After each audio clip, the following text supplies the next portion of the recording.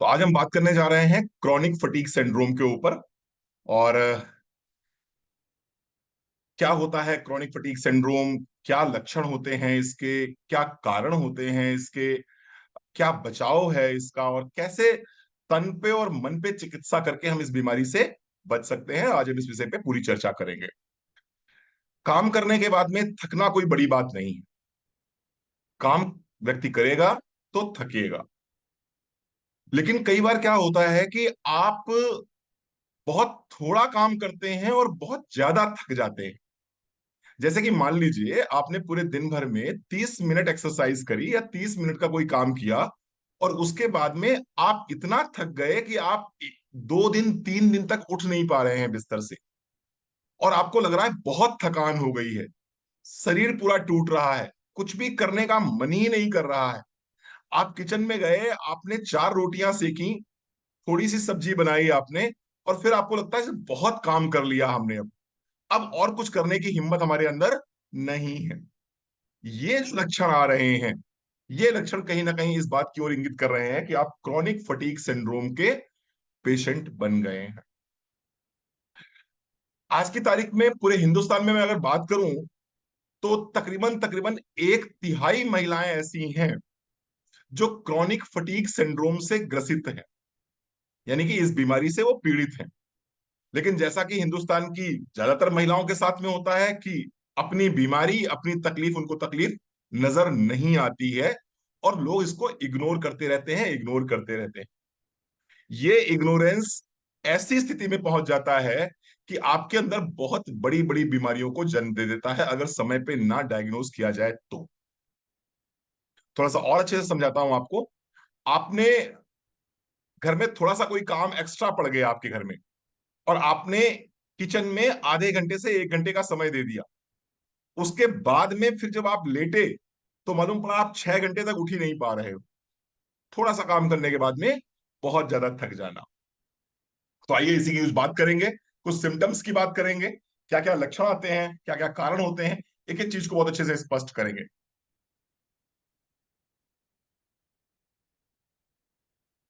Just थोड़ा सा मुझे समय दे दीजिए, मैं अपना बस बोर्ड ओपन कर लूं। लास्ट में हम 10 से 15 मिनट का समय रखेंगे आपके क्वेश्चंस के लिए। आपके जो भी प्रश्न होंगे हम उन प्रश्नों को लेंगे, आपके प्रश्नों को।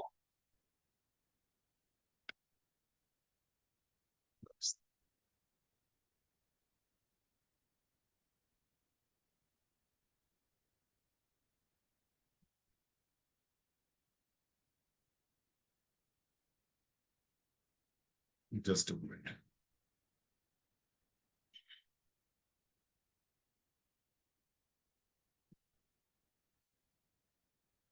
आइए स्टार्ट करते हैं। आज हम बात करने जा रहे हैं CFS, chronic fatigue syndrome. Chronic fatigue syndrome. Chronic fatigue syndrome की हम बात करने जा रहे हैं। क्या होता है ये बीमारी? जैसा कि मैंने बताया कि बहुत कम काम करने पे ज्यादा थकान का यदि आप अनुभव करते हैं, और ये थकान लगातार 6 महीने तक बनी रहती है, आप अपने ब्लड टेस्ट कराते हैं, आप अपनी अल्ट्रासोनोग्राफी कराते हैं, और आपको वहां पर किसी भी तरह का कोई सिम्टम नजर नहीं आता है, लेकिन थोड़ा सा भी काम आपने कर लिया तो आपको थकान बहुत ज्यादा महसूस होती है। अगर ये क्रम लगातार 6 महीने चल जाता है तो इसको हम क्या बोलते हैं? इसको हम बोलते हैं chronic fatigue syndrome. Chronic fatigue syndrome. ठीक है जी। आज की तारीख में ये बीमारी दिखाई नहीं पड़ती है, लेकिन इसके पेशेंट बहुत सारे दिखाई पड़ेंगे आपको। ऑलमोस्ट ऑलमोस्ट मैंने बताया 1/3 महिलाएं आज की तारीख में क्रॉनिक फटीग सिंड्रोम से पीड़ित हैं। ठीक है जी, ये तो हो गई डेफिनेशन। अब हम बात करेंगे फटाफट सिम्टम्स के बारे में। सिम्टम्स क्या है इसके? सबसे पहला सिम्टम है फटीग, यानी कि थकान बहुत रहती है। डायरी पेन लेके बैठे हो तो अच्छा रहेगा। फटीग। दूसरा सिम्टम इसका आता है मेमोरी लॉस। जिन लोगों को क्रॉनिक फटीग सिंड्रोम रहता है, ऐसे लोगों की मेमोरी बहुत अच्छी नहीं रहती है। ये लोग गजनी बन जाते हैं। गजनी समझते हैं ना आप? शॉर्ट टर्म मेमोरी, यानी कि मेमोरी उनकी बहुत स्ट्रांग नहीं रहती। कई बार ये नाम भूल जाते हैं। कई बार ये लोग ये भूल जाते हैं आधार कार्ड कहाँ रखा है। कई बार ये भूल जाते हैं चाबी कहाँ रखी है। कई बार ये अपने ही फोन का पासवर्ड भूल जाते हैं। तो मेमोरी लॉस एक बड़ा सिम्टम है क्रॉनिक फटीग सिंड्रोम का। तीसरा, सर्दी जुकाम बुखार के बाद में गला खराब होना अलग बात है, लेकिन जो लोग क्रॉनिक फटीग सिंड्रोम से जूझ रहे होते हैं, उनको थकान के साथ साथ में, मेमोरी लॉस के साथ साथ में, उनको सोर थ्रोट रहता है। सोर थ्रोट मतलब कि गले में खिचखिच उनको बनी रहती है। फ्रंटल हेडेक बहुत ज्यादा रहता है, सरदर्द बना रहता है। सरदर्द बना रहता है, हेडेक, सरदर्द ऐसे लोगों को बना रहता है। स्पेशली बात करूं मैं तो फ्रंटल हेडेक, सामने का हेडेक उनका बना रहता है, सामने उनको सर में दर्द बहुत ज्यादा होता है। ठीक है। पांचवा symptom,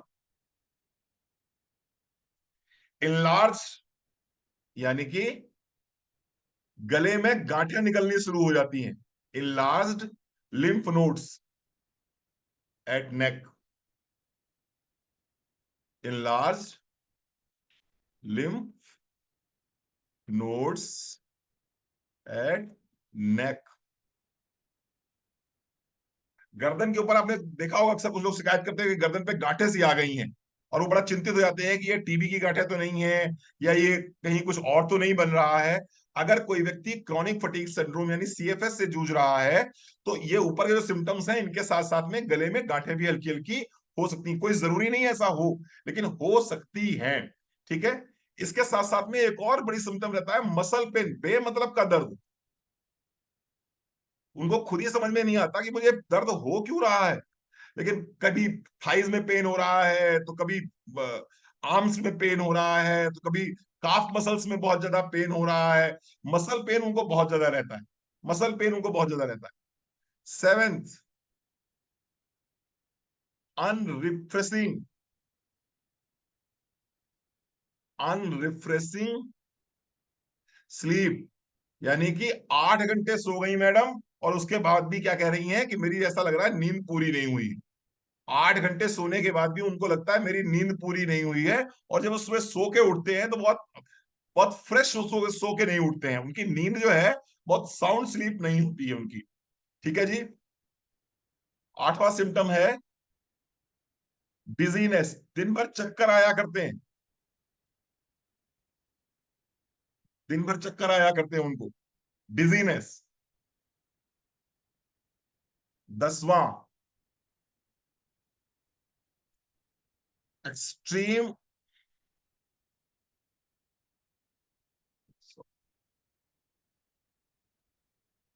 extreme exhaust. Extreme level पे जो है, ये लोग क्या हो जाते हैं, एग्जॉस्ट हो जाते हैं। एग्जॉस्टेशन, कहते हैं ना एग्जॉस्ट हो गए। सॉरी, एक्सट्रीम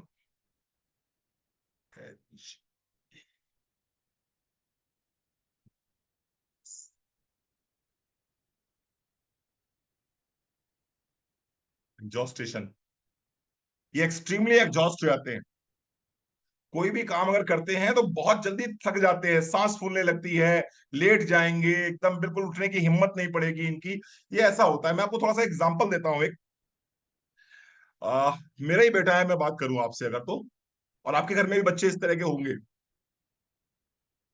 जैसे अगर वो पढ़ने बैठता है, और मान लीजिए वो 1 घंटे, 1.5 घंटे, 2 घंटे विनीता जी बैठ गया पढ़ने के लिए, तो 2 घंटे पढ़ने के बाद में वो इतना एग्जॉस्ट हो जाता है, इतना थक जाता है कि फिर वो सो जाता है। फिर वो सो जाता है, और फिर सो जाएगा तो ऐसा नहीं कि 10-5 मिनट सो जाएगा, फिर वो 4-4, 5-5 घंटे घंटे सोया करता है, 6-6 घंटे सोया करता है। 2 घंटे पढ़ने के बाद में 6 घंटे का सोना, ये क्या है? आज मैं, जब मैं इसको स्टडी कर रहा था, बहुत डीप लेवल पे स्टडी कर रहा था, तो मुझे समझ में आया, मैंने कहा यार कहीं ऐसा तो नहीं है सीएफएस हो। क्योंकि कुछ लोग आपने देखे होंगे जो थोड़ा सा भी मेंटल वर्क कर लेते हैं या फिजिकल फिजिकल वर्क कर लेते हैं, और थोड़ा सा भी मेंटल और फिजिकल वर्क करने के बाद में उन्हें लगता है अब उनसे कुछ नहीं हो पाएगा, दैट्स ऑल, हो गया जो हो गया। तो एक्सट्रीम लेवल पे मेंटल और फिजिकल वर्क करने पे अगर एग्जॉस्ट हो जाते हैं आप पूरी तरह से, तो ये भी एक प्रकार का सिम्टम है, किस बात का? क्रॉनिक फटीग सिंड्रोम का सिम्टम है। इसके साथ साथ में इसमें कुछ और सिम्टम्स आते हैं, जैसे कि पेट, स्टमक पेन। अक्सर कुछ लोगों को शिकायत होती है साहब की स्टमक से संबंधित उनको समस्या रहती है, स्टमक में उनको दर्द हुआ करता है। आपने अक्सर सुना होगा कि साहब वो अल्ट्रासाउंड भी करा लिया, इस डॉक्टर को भी दिखा लिया, उस डॉक्टर को भी दिखा लिया, पेट में कुछ निकलता ही नहीं है, लेकिन पता नहीं क्यों मीठा मीठा इनको दर्द हुआ करता है। वंदना जी, दिखाई पड़े आपको इस तरह कुछ लोग दिखते हैं कि सर वो दर्द हुआ करता है पेट में, सब जांचा करा ली, कहीं कोई समस्या नहीं है, लेकिन दर्द रहता है। इसके साथ साथ में आपने देखा होगा कुछ लोगों को एसिडिटी बहुत बहुत ज्यादा बनती है, सीवियर एसिडिटी बनती रहती है। अल्ट्रासोनोग्राफी कराते हैं तो कुछ निकलते ही नहीं उसमें, एसिडिटी बहुत बनती रहती है। एक और सिम्टम आता है ज्वाइंट पेन का। कुछ लोगों को ज्वाइंट में पेन रहता है, वो कहेंगे, आपको ऐसे मिलेंगे लोग, आपसे कहेंगे सर ज्वाइंट में बहुत पेन था, बहुत तकलीफ थी ज्वाइंट में, बहुत दर्द करता था, फिर क्या हो गया, अचानक से सर वो ज्वाइंट तो सही हो गया, फिर दूसरे ज्वाइंट में होने लगा। अब इसको जरा समझने का कोशिश करिएगा आप। किसी ज्वाइंट में दर्द हुआ, ना तो किसी प्रकार की सूजन वहां पर आई, ना किसी प्रकार की लालिमा वहां पर आई, और वो दर्द रहा उनको 1 महीने, 1.5 महीने, 2 महीने तक वो ज्वाइंट में पेन रहा, उन्होंने तेल वेल लगाया, सब कुछ करा, डॉक्टर को दिखाया, और उसके बाद में कहेंगे डॉक्टर साहब वो दर्द खत्म हो गया। और वो दर्द खत्म होने के बाद सर वो तो बिल्कुल ठीक हो गया, आप कंधे में बहुत हो रहा है आजकल। हरप्रीत जी, सबको आवाज आ रही है। अब वो क्या कर रहे हैं, कंधे में दर्द हो गया। अब ये अगर मान लीजिए कोई स्ट्रक्चरल डिफॉर्मिटी होती, अभिषेक भैया, अगर कोई स्ट्रक्चरल डिफॉर्मिटी होती, तो वो घुटना 1.5 महीने में या 15 दिन में सही नहीं हो जाता। वो बेसिकली स्ट्रक्चरल डिफॉर्मिटी थी ही नहीं, वो सीएफएस था वो जो। आवाज स्लो आ रही है क्या आप लोगों को? अच्छी आवाज आ रही, ठीक आवाज आ रही है? मैं खुद ही इतना तेज बोलता हूँ। चलिए, तो ये एक लक्षण हुआ इसका, है ना। अब आइए बात करते हैं कि इसके कॉजेस क्या क्या है, इसके कॉजेस क्या क्या है, क्या रीजन हुए हैं इसके, आइए उस पर बात करते हैं।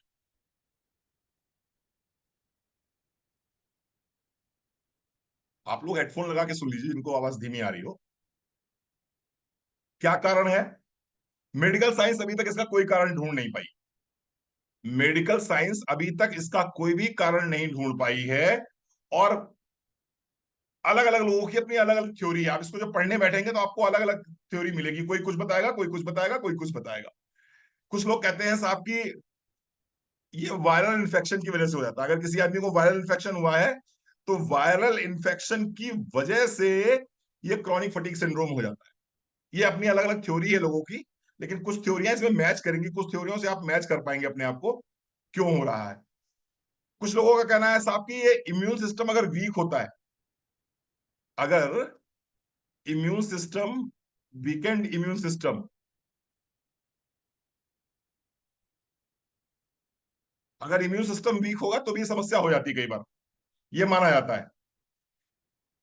अब मैं आ रहा हूं मुद्दे वाली बात पे, जो सबसे ज्यादा दिखाई पड़ा है, जो सबसे ज्यादा जिसके आपको जो एविडेंस है वो सबसे ज्यादा दिखाई पड़े। क्रॉनिक फटीग सिंड्रोम ज्यादातर उन लोगों को होता है जो लोग अत्यधिक तनाव में रहते हैं।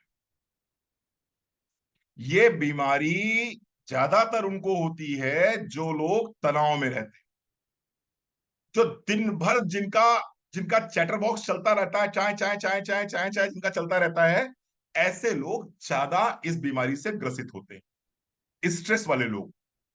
चौथा, अगर जीवन में किसी को इमोशनल ट्रॉमा है, इमोशनल ट्रॉमा है, तो भी ये संभावना बहुत ज्यादा रहती है कि उसको क्रॉनिक फटीग सिंड्रोम हो जाए। इमोशनल ट्रॉमा मतलब, महिलाएं हैं, अपने हिसाब से आइडिया लगा लीजिए आप लोग। चाइल्ड अब्यूज हो सकता है, एक इमोशनल ट्रॉमा।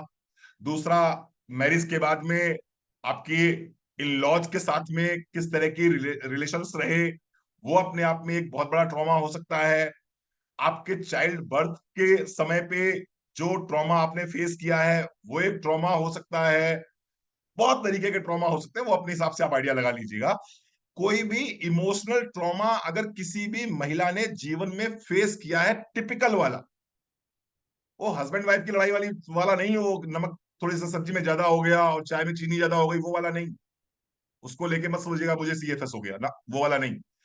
कोई टिपिकल इमोशनल ट्रॉमा रहा हो, चाहे वो चाइल्ड अब्यूज का ट्रॉमा रहा हो, चाहे वो फैमिली में कोई अ, ऐसी हिस्ट्री रही हो, फैमिली में कोई ऐसी हिस्ट्री रही हो, या बचपन में ही आपने अपने पेरेंट्स में से किसी को खो दिया हो, या इन लॉज में आने के बाद में कोई बहुत बड़ा सेटबैक आपको लगा हो, ये जो है, ये ट्रॉमा जो है, ये एक बड़ा कारण हो सकता है। किस बात का? ये हो सकता है आपका सीएफएस का एक बड़ा कारण ये हो सकता है। ठीक है जी। कुछ कारण और भी हैं, उस पर भी चर्चा करेंगे। इसके अलावा एंजाइटी एंड डिप्रेशन, ये मान के चला जाता है कि अगर किसी को एंजाइटी बहुत ज्यादा है तो ये हो सकता है। और यही कारण है कि इस बीमारी का कोई ट्रीटमेंट नहीं है, क्योंकि पता ही नहीं चलता है बीमारी है क्यों, ज्यादातर डॉक्टर्स ट्रीटमेंट करते रहते हैं। एंजाइटी एंड डिप्रेशन, ये एक बहुत बड़ा कारण हो सकता है इसका। और इसके अलावा मुझे ऐसा लगता है कि ये पर्याप्त है। हाँ, ये कारण हो सकते हैं जो सीएफएस के मेन रीजन हो सकते हैं। अब सिमिलर सिम्टम्स किस में आ सकते हैं, ये भी समझना बहुत जरूरी है। जरूरी नहीं है कि आप इसको ये मान लें कि नहीं साहब ये स्ट्रेस की वजह से हो रहा है, या इमोशनल ट्रॉमा की वजह से हो रहा है, या एंजाइटी डिप्रेशन की वजह से हो रहा है। सिमिलर सिम्टम्स किस में हो सकते हैं, सुन लीजिए ध्यान से। अगर जो मैंने ऊपर सिम्टम्स आपको बताए हैं, ये सिम्टम्स बॉडी में आ रहे हैं, तो ये कई चीजों की डेफिशिएंसी भी हो सकती है। ये कई चीजों की डेफिशिएंसी भी हो सकती है। अगर बॉडी में आपके विटामिन बी 12 की डेफिशिएंसी है, विटामिन बी 12 की डेफिशिएंसी है, तो भी ये लक्षण आ सकते हैं। यानी कि दिन भर थकान रहना, और दिन भर थकान में ही पड़े रहना, कुछ करने का मन ना करना, ये विटामिन बी 12 की डेफिशिएंसी भी हो सकती है। ये विटामिन बी 12 की डेफिशिएंसी हो सकती है। एक और समस्या है, विटामिन डी की डेफिशिएंसी में भी सेम यही सिम्टम्स आते हैं। तो जो लोग अभी भी ये विटामिन नहीं ले रहे हैं अपने बॉडी अपने लिए, तो वो पहले इसको कवर करके देखें। अगर आपको लग रहा है कि रणवीर सर जो आपने सिम्टम्स बताए हैं, इन सिम्टम्स में से 4 5 6 सिम्टम मेरे मैच कर रहे हैं, तो इसका मतलब जरूरी नहीं है कि आप इमोशनल ट्रॉमा की वजह से ऐसा हो रहा हो, या एंजाइटी डिप्रेशन की वजह से हो रहा हो, या स्ट्रेस की वजह से हो रहा हो सकता है आपकी बॉडी में विटामिन बी 12 कम हो, बंदना जी, हो सकता है विटामिन डी की डेफिशिएंसी हो। तो ये बेसिक जो नीड के प्रोडक्ट हैं वो तो आपको लेने ही लेने चाहिए। एक और है कैल्शियम डेफिशिएंसी। कैल्शियम अगर बॉडी में कम होगा तो भी ये लक्षण आपको दिखाई पड़ेंगे। कैल्शियम डेफिशिएंसी, कैल्शियम के लक्षण भी कम हो सकते हैं, तो भी ये दिखाई पड़ेगा। एक और चीज है हीमोग्लोबिन। हीमोग्लोबिन ही नहीं पहुंचेगा तो क्या होगा? हीमोग्लोबिन, स्पेशली मैं कहूंगा इसके लिए तो आयरन डेफिशिएंसी। हीमोग्लोबिन अगर बॉडी के सेल तक पहुंचेगा नहीं, तो ऑक्सीजन सेल तक पहुंचेगी नहीं। ऑक्सीजन सेल तक पहुंचेगी नहीं तो सेल में जो न्यूट्रिशन है वो बर्नआउट, ग्लूकोज बर्नआउट नहीं होगा, एनर्जी कैसे पैदा होगी? तो आयरन डेफिशिएंसी भी हो सकती है, हीमोग्लोबिन की वजह से भी हो सकता है ये। इसके अलावा कुछ और बीमारियां भी हैं, उनको भी रूल आउट करना बहुत जरूरी है।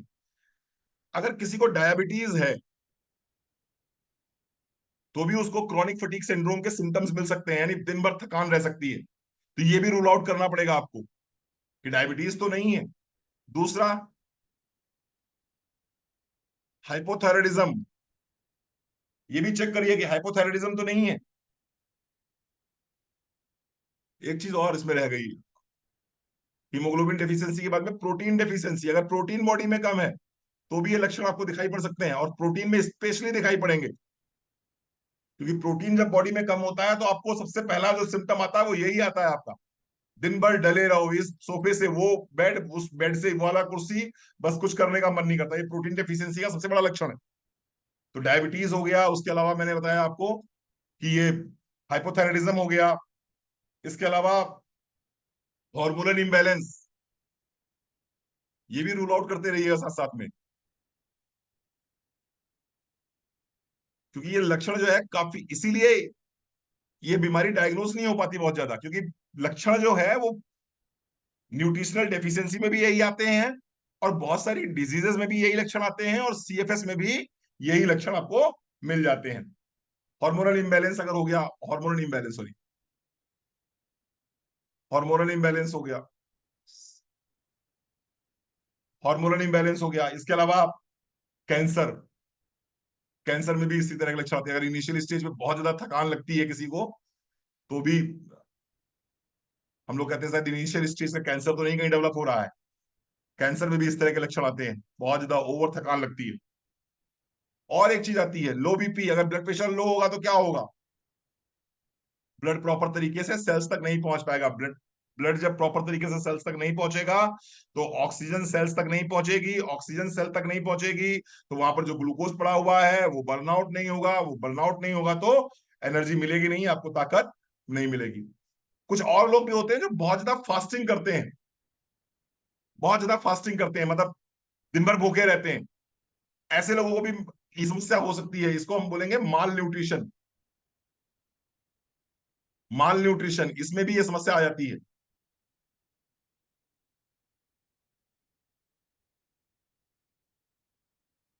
माल न्यूट्रिशन यानी कि आपने न्यूट्रिशन ही नहीं लिया। ठीक है जी,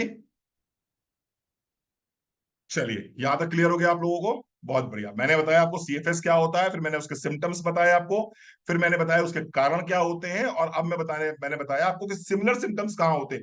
तो मैं यहां पर कहना क्या चाह रहा हूं, मैं कहना ये चाह रहा हूं यार, पहले इसको चेक कर लो कि कहीं बॉडी में विटामिन बी 12 की डिफिशियंसी तो नहीं है, कहीं विटामिन डी तो कम नहीं है, कहीं कैल्शियम तो कम नहीं है, कहीं ऐसा तो नहीं हीमोग्लोबिन कम हो मेरा, कहीं ऐसा तो नहीं प्रोटीन में प्रॉपर तरीके से नहीं ले रही हूँ, कहीं ऐसा तो नहीं मुझे डायबिटीज हो गया हो, या हाइपोथायराइडिज्म हो गया हो, या मेरे हार्मोन्स बैलेंस में ना हो।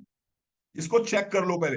अगर ये सारी रिपोर्ट्स नॉर्मल आती हैं, आपने मान लो चेक करा लिया, आपने अपनी सारी जांचा करा ली, आपका B 12, vitamin D, calcium, haemoglobin सब कुछ नॉर्मल आ रहा है, हाइपोथायराइडिज्म भी नहीं है, डायबिटीज भी नहीं है, हार्मोन्स भी बिल्कुल बैलेंस में है, पीरियड्स वगैरह बिल्कुल नॉर्मल आ रहे हैं आपको, सब कुछ everything is well and good, तो जरूर आप फिर जाओ इधर इसको चेक करने के लिए कि कोई इमोशनल ट्रॉमा तो नहीं परेशान कर रहा है, जिसकी वजह से हमें बार बार चिंतन हो रहा है, जिसकी वजह से बार बार हम सोच रहे हैं, या कोई ऐसा स्ट्रेस तो नहीं है सुबह से लेकर शाम तक, स्ट्रेस की वजह से कॉर्टिसोल रिलीज हो रहा है, कॉर्टिसोल रिलीज होने की वजह से हमारी बॉडी एनर्जाइज नहीं हो पा रही है, या आप डिप्रेशन या एंजाइटी में जा रहे हो, फिर आप जाइए सीएफएस की तरफ। लेकिन पहले इसको सिमिलर सिम्टम्स को चेक कर लीजिए। आइए देखते हैं सोल्यूशन क्या हो सकता है।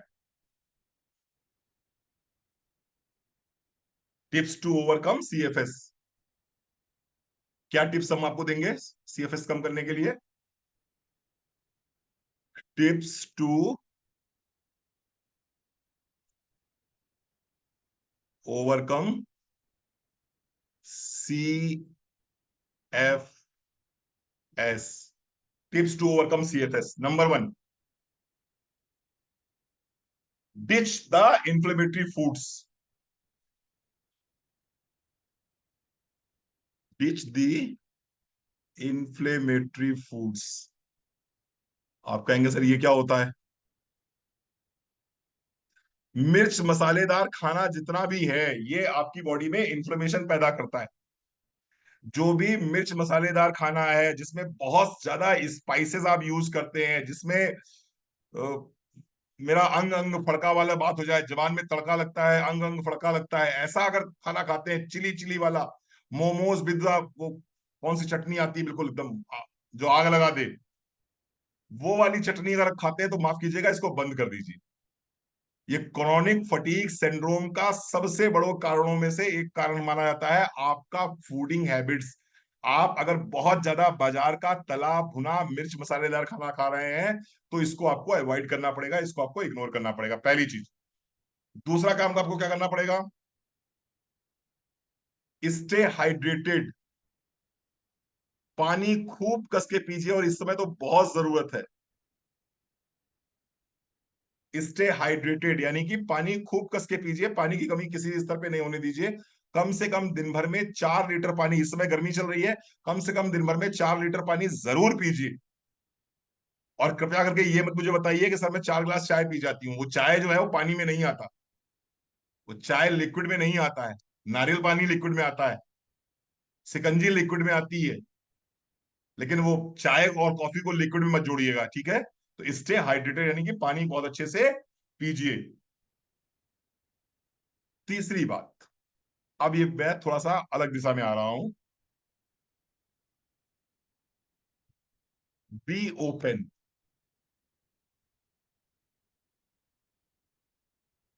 Be open. अगर आपकी एज 35 से लेकर 55 के बीच में है और आपको इस तरह के सिम्टम्स दिखते हैं, तो मेरा कहना आपसे यह है कि प्लीज अपने बातों को लोगों से शेयर कीजिए। कोई ना कोई ऐसा ग्रुप, कोई ना कोई ऐसा साथी, कोई ना कोई ऐसा मित्र, कोई ना कोई ऐसा रिलेटिव ढूंढिए जिससे आप अपने दिल की बात कह सकें। एक बहुत बड़ी समस्या है, पहले मुझे अच्छी तरह याद है, आज के 20 साल 25 साल पहले जाइए तो महिलाएं अपनी बातें कह पाती थी, यद्यपि वो लड़ाई करती थी, यद्यपि वो जोर जोर से बोलती थी, लेकिन अपने दिल की बात वो निकाल लेती थी। लेकिन जब से लड़कियां बीटेक एमटेक करके आ रही हैं, जब से लड़कियां कॉन्वेंट एजुकेटेड हो गई हैं, तब से ये पता नहीं इनके मुंह में कुछ और रहता है, पेट में कुछ और रहता है। ये अपनी बात कहती ही नहीं है। सासू माँ से बड़े प्यार से बात करेंगे, आपको लगेगा इनके मुंह से शहद टपक रहा है, लेकिन इनकी आत्मा जल रही होती है उस समय। और ऐसे ही लोग सीएफएस के पेशेंट बन जाते हैं। तो आप अपनी बातें कहना शुरू करिए। बड़ा अच्छा सा कुछ लोग बोलते हैं ना कि सर, अगर मित्रों के साथ में दिल खोल के बातें कर ली होती तो औजारों से डॉक्टरों को हृदय ना खोलना पड़ता। तो थोड़ा सा इस बात पे विशेष ध्यान दीजिए कि अपने आप को एक्सपोज कीजिए। जो आपके मन में आ रहा है, जो आपके दिल में आ रहा है, उसको बोलना शुरू कीजिए। बी ओपन, अपनी बात कहिए। और आपको लगता है कि अगर इन बातों को कहने से बवाल हो सकता है, लड़कियां क्यों डरती हैं? लड़कियां या नई लड़कियां आ रही हैं, जो नई पौध आई है हमारे समाज में, ये डरती क्यों है? डरती इसलिए है कि पंगे ना होने पाए कोई समाज में, घर में पंगा ना होने पाए, चिड़चिड़ ना होने पाए, किसी प्रकार का विवाद ना होने पाए। तो इसका बड़ा सिंपल तरीका है, वॉशरूम में जाइए, कुंडी लगाइए और चीख चीख के अपनी बात कह डालिए।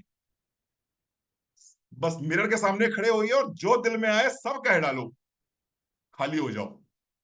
खाली हो जाओगे। खाली अगर नहीं हुए और दिमाग में कैरी ऑन करते चले गए, तो विश्वास मानिए वो सिम्टम्स कहीं ना कहीं दिखेंगे जरूर। वो सिम्टम्स कहीं ना कहीं दिखेंगे जरूर। ठीक है जी। चलिए आइए चौथी बात करते हैं, और ये बहुत इंपॉर्टेंट बात है ये। Change your life style.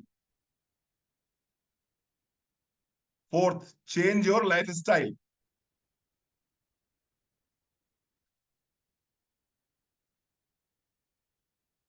Life style का मतलब टाइम से सोना, टाइम से जगना।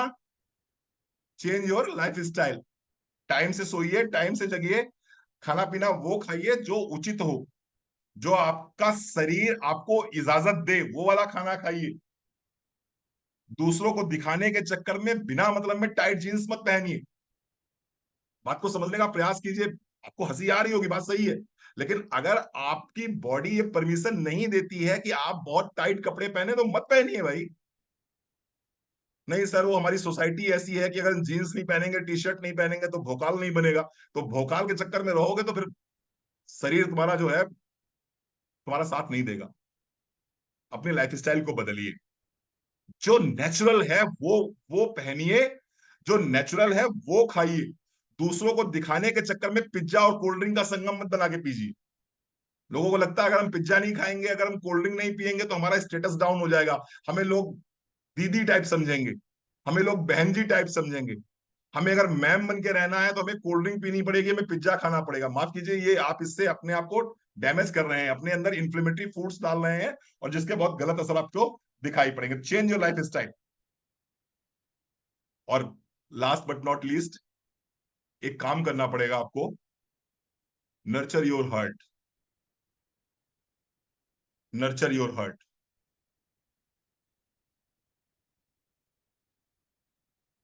अपने दिल का ख्याल रखें। कैसे रखेंगे, आइए बात करते हैं। थोड़ी सी बात करेंगे बस आपसे। 10 मिनट और बात करेंगे और 10 मिनट में आपको बहुत कुछ समझ में आ जाएगा।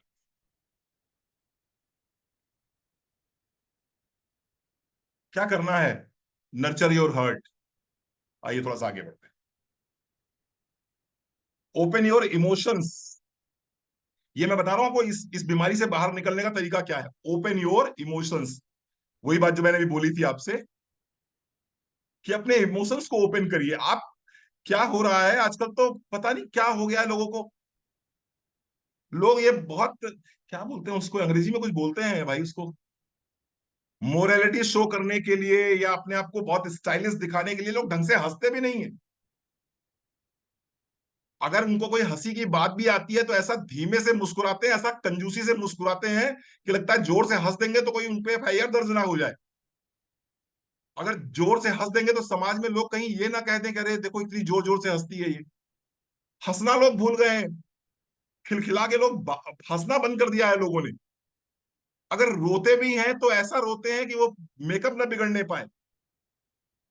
पहले लड़कियां चीख के रोती थी भाई साहब, जब विदा होती थी लड़कियां रोती थी तो मालूम पड़ता था हमारे साथ लड़की विदा हो रही है। अब तो वो, जब लड़कियां विदा होती हैं तो वो पता नहीं कैसा रोती हैं, समझ में ही नहीं आता। कब लड़की विदा हो गई, वो बेचारे अड़ोस पड़ोस वालों को आवाजें नहीं लगती कब लड़की विदा होकर चली गई, मालूम ही नहीं पड़ता। बोले बारात विदा हो गई, बोले हाँ लड़की विदा हो गई। रोती ही नहीं है लड़कियां, बोली मेकअप खराब हो जाएगा। 1.25 लाख रुपए का तो मेकअप कराया है मैडम ने, तो 1.25 लाख रुपए का मैडम रो के फिर बात तो नहीं करेंगी वो।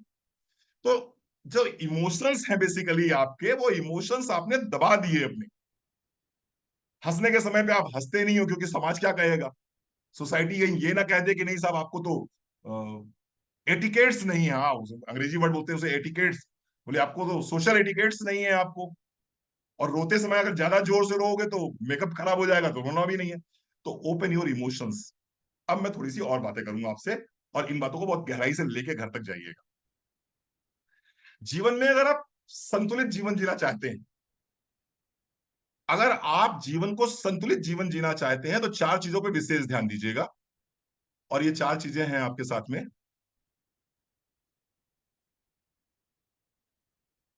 नंबर 1, माइंड, यानी कि मन। दूसरा, बॉडी, शरीर। तीसरा, हार्ट। और चौथा, सोल। 4 चीजें हैं, इन 4 चीजों पर विशेष ध्यान दीजिएगा। बहुत गहरी चीज बताने जा रहा हूं, ध्यान देके जाइएगा। अगर ये 4 चीजों को आपने संतुलन में ला दिया तो विश्वास मानिए आपका पूरा जीवन संतुलित रहेगा। पूरा जीवन आपका संतुलित रहेगा। ठीक है जी साहब। सबसे बड़ी समस्या किसके साथ आती है? सबसे बड़ी समस्या आती है माइंड के साथ, मन के साथ में समस्या आती है। ये मन जो है ना, ये एक जगह पर कभी भी स्थिर नहीं होता। मन कभी भी एक जगह पर स्थिर नहीं होता। सबसे ज्यादा अगर आप परेशान हैं किसी एक चीज से तो वो अपने दिमाग से परेशान है, अपने मन से परेशान। ये मन ही आपको दुखी करता है, मन ही आपको सुख देता है। मन के अनुकूल चीजें होती रहेंगी, आप सुखी हो जाएंगे। मन के प्रतिकूल चीजें होंगी, आप दुखी हो जाएंगे। और अगर आप इस सुख और दुख से परे होना चाहते हैं जो मन से गवर्न हो रहा है, तो आपको क्या करना पड़ेगा? आपको मन को कंट्रोल करना पड़ेगा। मन कैसे कंट्रोल होगा? क्या मन को कंट्रोल किया जा सकता है? एनीबॉडी? क्या मन को कंट्रोल किया जा सकता है? ना। जब कृष्ण ने अर्जुन से इसी मन को कंट्रोल करने के लिए बोला, तो कृष्ण ने कहा कि मैं एक बाण से धरती के अंदर का पानी निकाल सकता हूं। मैं वायु का की दिशा बदल सकता हूं, लेकिन मैं इस मन को कंट्रोल नहीं कर सकता। ये अर्जुन ने बोला। मैं एक बाण से धरती से पानी निकाल सकता हूं, मैं चलती हुई वायु की दिशा बदल सकता हूं, लेकिन मैं मन को कंट्रोल नहीं कर सकता। और जब तक आप मन को कंट्रोल करेंगे नहीं तब तक आप सुखी हो नहीं सकते जीवन में। आप चाहे 1 करोड़ कमा लीजिए, चाहे 10 करोड़ कमा लीजिए, चाहे जीबीडी बन जाइए, चाहे वंसियार क्लब में चले जाइए, आप सुखी हो ही नहीं सकते जब तक आपका मन आपके संतुलित में नहीं है। कैसे करें मन को संतुलित? नीलमा दीदी, मन संतुलित होगा कैसे? समझिए इसको। अगर आप लोग मन को संतुलित करना चाहते हैं तो एक काम करिए, इसको दिशा दे दीजिए। Give a direction to your mind. मन को दिशा दे दीजिए। जब भी आप मन को दिशा दे देंगे, आपका मन आपको परेशान नहीं करेगा। जैसे आपने, मैंने इस समय मन को दिशा दे रखी है कि मुझे ट्रेनिंग करनी है। ये मैंने अपने मन को एक दिशा दे दी कि मेरा मन जो है इसमें ट्रेनिंग में लगा हुआ है। अब इस समय मुझे कहाँ खुजली हो रही है, कहाँ मेरे पेट में दर्द हो रहा है, मेरी बेटी कैसे रह रही है, मेरा बेटा पढ़ रहा है कि नहीं पढ़ रहा है, वो पास होगा कि नहीं पास होगा, मेरी पत्नी रात में खाना देगी मुझे कि नहीं देगी, ये सब बातें है ही नहीं दिमाग में। तरुषा जी बहुत सही पकड़ रहे हैं आप, ये बातें मेरे दिमाग में है ही नहीं। क्यों नहीं है? क्योंकि मैंने मन को अपने डायरेक्शन दे दी। आप मेरे सामने 300 लोग बैठे हैं, हाउसफुल सेशन है ये आप आज का। मैं आपसे पूछ रहा हूं, आपके मन की दिशा क्या है? क्या आपने अपने मन को कोई दिशा दी है?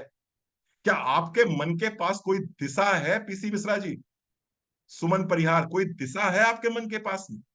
और जब तक बेटा दिशा नहीं रहेगी, तब तक मन जो है चूहे की तरह इधर उधर भटकता रहेगा। गणेश जी की सवारी क्या है? गणेश जी की सवारी चूहा। चूहा किस चीज का प्रतीक है? मन का प्रतीक है। और गणेश जी किस चीज के प्रतीक है? सक्सेस के प्रतीक है। सफलता चाहिए तो मन पर सवार होना पड़ेगा। सफलता चाहिए तो मन को कंट्रोल करना पड़ेगा। मन को कंट्रोल करने का मतलब ये नहीं कि आप शून्य में चले जाओ। मन को कंट्रोल करने का मतलब है एक दिशा दीजिए मन, एक लक्ष्य दीजिए मन, पिकअप ए हायर गोल, एक बड़ा लक्ष्य लीजिए और उस लक्ष्य के पीछे अपने आप को समर्पित कर दीजिए, आपका मन नियंत्रण में आ जाएगा। मुझे रात में आज ट्रेनिंग करनी थी सीएफएस पे, मेरा मन पूरी तरह नियंत्रित था, मेरा मन कहीं भटका ही नहीं, मैं सुबह से लेकर शाम तक पढ़ता रहा, नोट्स बनाता रहा, पढ़ता रहा। मेरे मन के पास में दिशा है। क्या आपके मन के पास दिशा है? क्या आपके मन के पास में कोई लक्ष्य है? क्या आपने अपने लिए कोई लक्ष्य निर्धारित किया है? आप चेक करिए अपने आप। तो सबसे पहले आपको मन को दिशा देनी पड़ेगी, पहली चीज। दूसरा क्या हुआ? बॉडी। बॉडी के लिए अच्छा खाना, अच्छी नींद और खुश रहना। जितना मन को आप खुश रखेंगे, जितना बॉडी बॉडी क्या मांग रही है? बॉडी आपसे कहती है मुझे मुझे संतुलित आहार दे दीजिए। बॉडी आपसे टेस्ट नहीं मांगती, बॉडी आपसे न्यूट्रिशन मांगती।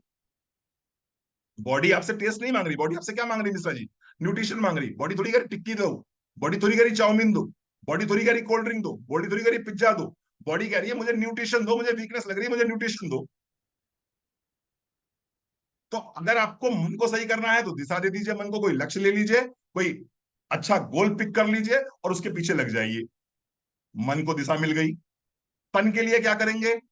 तन के लिए न्यूट्रिशन दीजिए बॉडी को, प्रोटीन लीजिए, बी कॉम्प्लेक्स लीजिए, कैल्शियम लीजिए, D3 लीजिए, आयरन लीजिए, सभी को जो भी संतुलित आहार होता है वो लीजिए। अब तीसरी चीज है हार्ट की। हार्ट को कैसे संतुलित रखेंगे? हार्ट को कैसे संतुलित रखेंगे? हार्ट को संतुलित रखने के लिए आप वो काम करिए जो काम आपको अच्छा लगता। कुछ भी ऐसा करिए। अगर नाचने का मन कर रहा है तो नाच दो दोस्त, अगर गाने का मन कर रहा है तो गा लो, अगर थिरकने का मन कर रहा है तो थिरक लो, अगर ढोलक बजाने का मन कर रहा है तो बजा लो। कुछ तो ऐसा होगा जो तुम्हें अच्छा लगता होगा, कुछ तो ऐसा होगा, उसको क्यों दबा के रखा हुआ है? अगर आप चाहते हो आपकी हार्ट हेल्थ अच्छी रहे तो जो आपका पैशन है उसको फॉलो करो, जो आपका पैशन है उसको फॉलो करो।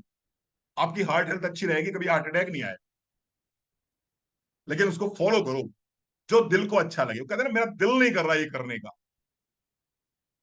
मेरा दिल कर रहा है ये करने का। मतलब क्या हुआ कि जो आपका पैशन है अगर आप वो करोगे तो आपका दिल जो है हमेशा अच्छा रहेगा, आपकी हार्ट हेल्थ हमेशा अच्छी रहेगी।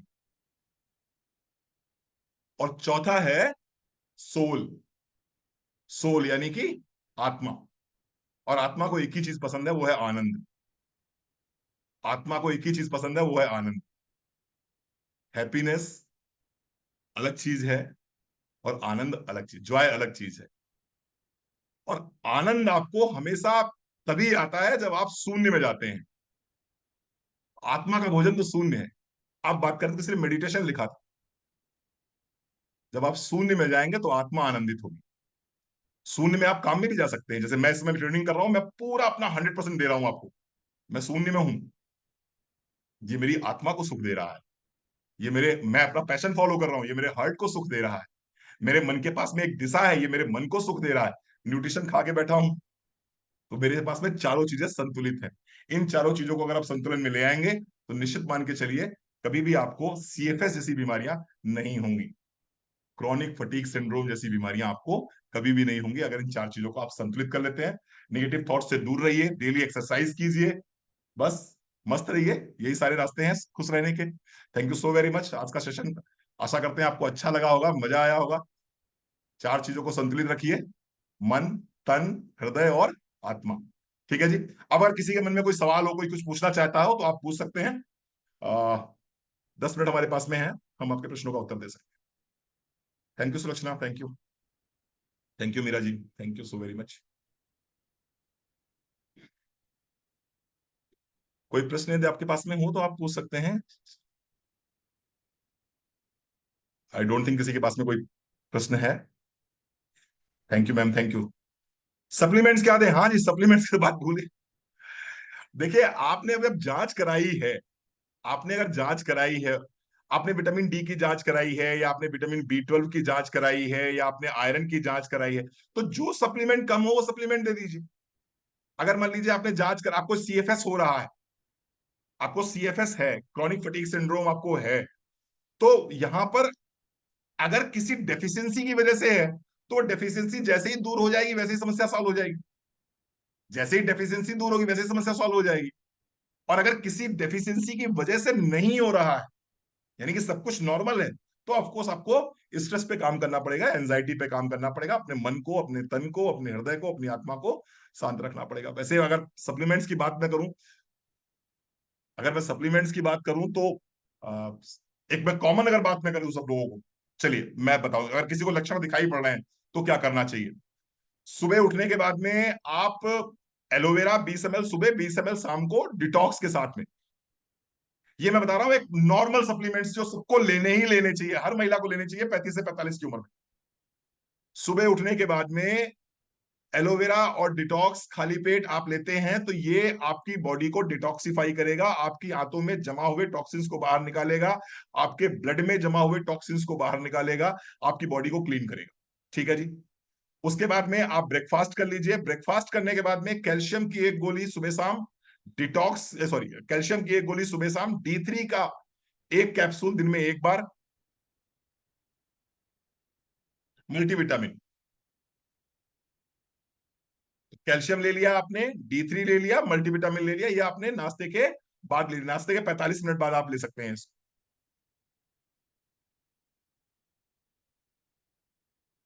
रात में सोते समय यदि आपको नींद अच्छी आ जाती है तो बहुत बढ़िया बात है। अगर नींद आपको अच्छी नहीं आ रही है तो आप यहां पर फिर रात में सोते समय आप स्लीप सपोर्ट ले सकते हैं, ये बहुत अच्छा हेल्प करेगा आपको। टगर है इसके अंदर, जटामांसी है इसके अंदर, तो बहुत बढ़िया सपोर्ट करता है ये स्लीप सपोर्ट। एक गोली, अगर नींद बिल्कुल नहीं आती तो 2 गोली, अगर नींद आ जाती है तो एक गोली आप पर्याप्त है, रात में ले सकते हैं। स्ट्रेस अगर बहुत ज्यादा रहता है, तनाव बहुत ज्यादा रहता है, तो आप इसमें अश्वगंधा शामिल कर सकते हैं। अश्वगंधा एक सुबह एक शाम, अगर तनाव रहता है। अगर हॉर्मोन्स का कोई इशू है तो अगेन मैं कहूंगा क्रिल ऑयल कैप्सूल हमारे पास one of the best product है। क्रिल ऑयल कैप्सूल दिन में एक बार ले सकते हैं। हॉर्मोन्स का कोई इशू है तो हॉर्मोन्स के इशू सॉल्व हो जाते हैं क्रिल ऑयल कैप्सूल लेने से।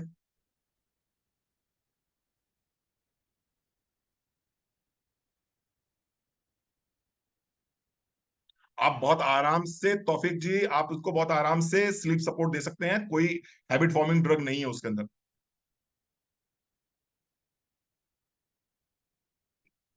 ठीक है जी।